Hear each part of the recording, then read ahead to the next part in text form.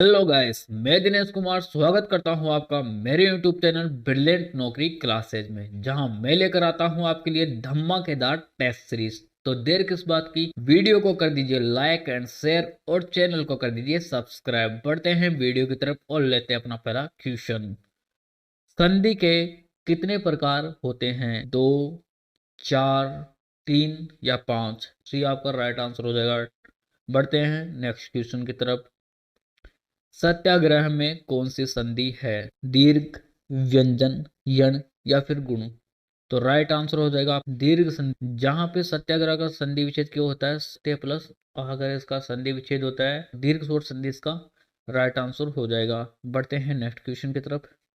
रामचरित्र शब्द में कौन सा समास है? तत्पुरुष, कर्मधारय, दिगु या फिर द्वंद्व? राइट आंसर हो जाएगा आपका तत्पुरुष। बढ़ते हैं नेक्स्ट क्वेश्चन की तरफ। आसपास शब्द में कौन सा समास है? तत्पुरुष, कर्मधारय, दिगु या फिर द्वंद्व? इसमें आपका राइट आंसर हो जाएगा द्वंद्व समास है। ठीक है। किस शब्द में वी उपसर्ग है? व्युत्पत्ति, विदुर, विभा, व्याकरण? तो राइट आंसर हो जाएगा आपका विदुर। बढ़ते हैं नेक्स्ट क्वेश्चन की तरफ। उपसर्ग के बारे में आपको जानकारी दे देता हूं। उपसर्ग क्या होते हैं? शब्द के आगे लगते हैं और इसका विपरीत होता है प्रत्यय। तो प्रत्यय क्या होते हैं? शब्द के पीछे लगते हैं। उपसर्ग है आचरण में, अंतरराष्ट्रीय में, अहिंसा में या अनुस्वार में? तो राइट आंसर हो जाएगा आपका अहिंसा। बढ़ते हैं नेक्स्ट क्वेश्चन की तरफ। किस शब्द में इन प्रत्यय है? मैंने आपको अभी बताया था प्रत्यय क्या होते हैं, शब्द के पीछे लगते हैं, ठीक है, और उपसर्ग आगे लगते थे। तो ये प्रत्यय का क्वेश्चन है, बताना है। राइट आंसर हो जाएगा आपका ग्रामीण। बढ़ते हैं नेक्स्ट क्वेश्चन की तरफ। इनमें से आकाश का सही पर्याय है? सर, वासव, व्योम, उत्पल? तो आपको पता है तो बता दीजिए कमेंट में। व्योम इसका राइट आंसर हो जाएगा। बढ़ते हैं नेक्स्ट क्वेश्चन की तरफ। स्वागत शब्द का संधि विच्छेद कीजिए। ए है या फिर बी है या सी है या फिर डी है? तो राइट आंसर हो जाएगा आपका सु प्लस आगत। और इसमें संधि कौन सी लग रही है आपकी?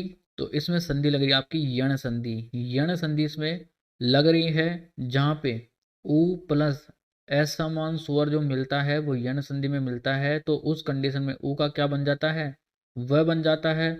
और अगर ई के साथ में एस समान स्वर मिलता है तो ई का क्या बन जाता है? ये बन जाता है। ठीक है, ये आपको याद रखना है। बढ़ते हैं नेक्स्ट क्वेश्चन की तरफ। कायर शब्द का विलोम शब्द छांटे। तो मैं आपको अवगत करा देता हूं कि जो विलोम शब्द होता है वो क्या होता है? विपरीत होता है। इसका राइट आंसर क्या हो जाएगा? वीर हो जाएगा।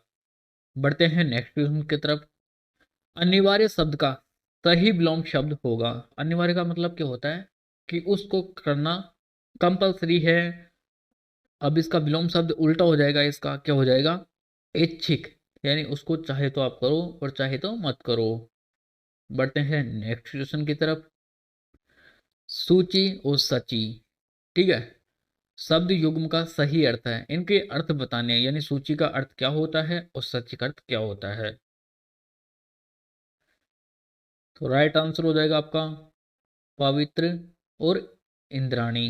तो सूची का अर्थ होता है आपका पवित्र और सची का अर्थ होता है इंद्राणी, जो कि इंद्र की पत्नी को ही सची, इंद्राणी, ये उनके क्या है? पर्यायवाची शब्द है, सची, इंद्राणी। ठीक है। बढ़ते हैं नेक्स्ट क्वेश्चन की तरफ। किस क्रमांक का शब्द शुद्ध है? तो शुद्ध शब्द आपको इसमें से बताना है। ए या फिर बी या फिर सी या फिर डी? तो राइट आंसर हो जाएगा आपका शुद्ध शब्द क्या है इसमें? उज्जवल, सी वाला है। बढ़ते हैं नेक्स्ट क्वेश्चन की तरफ। इनमें से शुद्ध वाक्य बताइए। तो शुद्ध वाक्य बताना है। वह इस इलाके का प्रसिद्ध चोर है, वह इस इलाके का विख्यात चोर है, वह इस इलाके का प्रिय चोर है, वह इस इलाके का कुख्यात चोर है। ये राइट आंसर हो जाएगा आपका, यहाँ पे एक ही मात्रा लगाना। बढ़ते हैं नेक्स्ट क्वेश्चन की तरफ। मैं रामायण नहीं पढ़ सका, वाक्य में कौन सा वाच्य है? राइट आंसर हो जाएगा दोस्तों आपका कर्तवाच्य। जहां पे कर्ता की प्रधानता दिखाई जा रही है वो होता है आपका कर्तवाच्य, और जहां पे कर्म की प्रधानता दिखाई जा रही है वो क्रमवाच्य। जहां पे दोनों की ही प्रधानता नहीं दिखाई जा रही है जबकि वहां पे भाव प्रकट हो रहा है तो भाववाच्य आपका आंसर होता है। बढ़ते हैं नेक्स्ट क्वेश्चन की तरफ। ऐसा रोग जो शून्य मात्र से फैलता हो, वाक्यांश के लिए सार्थक शब्द है। तो राइट आंसर हो जाएगा दोस्तों आपका संक्रामक रोग। ठीक है, बढ़ते हैं नेक्स्ट क्वेश्चन की तरफ। घास काटना मुहावरे का सही अर्थ बताइए। ऑप्शन ए, कुछ भी असर न होना। ऑप्शन बी, कठिनता पूर्वक कार्य करना। ऑप्शन सी, गैर जिम्मेदार होना।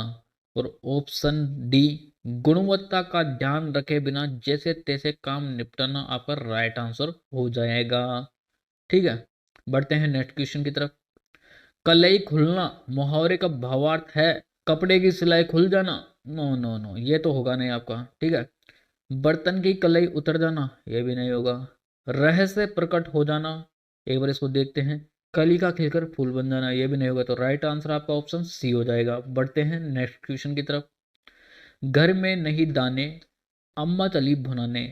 लोकोक्ति का सही अर्थ होगा सामर्थ्य से बाहर कार्य करना।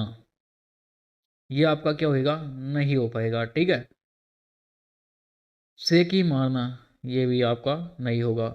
व्यर्थ के कामों में समय नष्ट करना, ये भी आपका नहीं होगा। ना होने पर भी ढोंग करना, ये आपका राइट आंसर हो जाएगा ऑप्शन डी। बढ़ते हैं नेक्स्ट क्वेश्चन की तरफ। चिराग तले अंधेरा लोकोक्ति का सही अर्थ है अपनी बुराई नहीं दिखना। इसके बारे में देखते हैं अभी। काम न जानना और बहाने बनाना, ये आपका नहीं हो पाएगा। न कारण होगा न कार्य होगा, ये भी आपका नहीं होगा। परिश्रम का फल अंधेर से उजाला जाता है, ये भी आपका नहीं होगा। तो राइट आंसर हो जाएगा आपका अपनी बुराई नहीं दिखना, चिराग तले अंधेरा। मैं एक बात और कहना चाहता हूं आपसे, अगर आपके 20 में से 15 से ऊपर आपके आंसर ठीक हो रहे हैं तो आपकी तैयारी एकदम परफेक्ट चल रही है। परंतु अगर 10 से नीचे आपका स्कोर है तो आपको और ज्यादा मेहनत करने की जरूरत है। ठीक है, तो मिलते हैं ऐसे ही धमाकेदार टेस्ट सीरीज के साथ नेक्स्ट वीक। तब तक के लिए पढ़ाई करते रहिए। वीडियो को शेयर कर दीजिए, लाइक कर दीजिए और चैनल को सब्सक्राइब कर दीजिए।